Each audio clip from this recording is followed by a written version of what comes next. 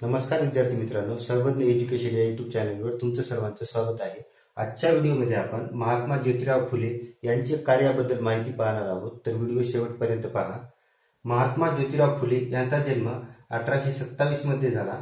त्यांचे मूळ गाव हे कडगुण हे होते, जे की सातारा जिल्ह्यामध्ये आहे। त्यांचे मूळ आडनाव गोरे हे होते। त्यांचे आजोबा फुलांचा व्यवसाय करत होते, म्हणून त्यांचे पुढे चालून आडनाव फुले असे पडले। 1840 मध्ये त्यांचा विवाह सावित्रीबाई फुले यांच्याशी झाला। त्यांचे प्राथमिक शिक्षण एक स्कॉटिश मिशन हायस्कूल मध्ये झाले। त्यांच्यावर थॉमस पेन यांच्या राइट्स ऑफ द मॅन या ग्रंथाचा प्रभाव होता। तसेच त्यांच्यावर कबीरांच्या बीज ग्रंथातील विप्रमती या प्रकरणाचा प्रभाव होता। आता आपण त्यांनी स्त्रियांविषयी केलेल्या कार्याबद्दल माहिती पाहूया। 1848 मध्ये त्यांनी बुधवार पेठेतील तात्यासाहेब भिडे यांच्या वाड्यात मुलींसाठीची पहिली शाळा काढली। त्यानंतर 1851 मध्ये मुलींसाठीची दुसरी शाळा ही रास्त पेठेत यामध्ये सुरू केली। तर मुलींसाठीची तिसरी शाळा 1852 मध्ये वेताळ पेठेत सुरू केली।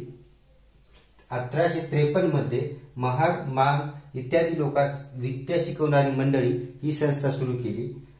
1855 मध्ये प्रौढ व्यक्तींना शिक्षण देण्यासाठी रात्री शाळेची सुरुवात केली। तर 1863 मध्ये बालकांची हत्या रोखण्यासाठी बालहत्या प्रतिबंधक गृहाची स्थापना केली। 1864 मध्ये शेणवी जातीतील त्यांनी पहिला विधवा पुनर्विवाह लावला।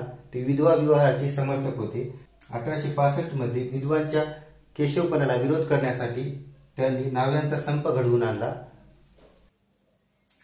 1868 मध्ये त्यांनी अस्पृश्यांना पाणी भरण्यासाठी स्वतःच्या घरचा हौद खुला केला। तसेच दलितांसाठी पहिले वाचनालय सुरू केले। त्यानंतर 1873 मध्ये सत्यशोधक समाजाची स्थापना केली। या सत्यशोधक समाजाचा उद्देश हा ब्राह्मणी वर्चस्वाला विरोध करणे, तसेच ब्राह्मणांच्या मानसिक गुलामगिरीतून कनिष्ठ वर्गाला मुक्त करणे हा होता। 1882 मध्ये भारतामध्ये शिक्षणाविषयी हंटर कमिशन आले होते। त्या हंटर कमिशन समोर महात्मा ज्योतिराव फुले यांनी साक्ष दिली। 1888 मध्ये मुंबई येथे मुंबईच्या जनतेने त्यांना महात्मा ही पदवी दिली। महात्मा फुले हे ईश्वराला निर्मिक असे म्हणत। त्यांनी लिहिलेले काही ग्रंथ पाहूया। तृतीय रत्न, छत्रपती शिवाजी महाराजांचा पोवाडा, ब्राह्मणांचे कसब, गुलामगिरी, शेतकऱ्यांचे आसूड आणि शेवटचा सार्वजनिक सत्यधर्म। सार्वजनिक सत्यधर्म हा ग्रंथ त्यांच्या मृत्यूनंतर प्रकाशित करण्यात आला होता।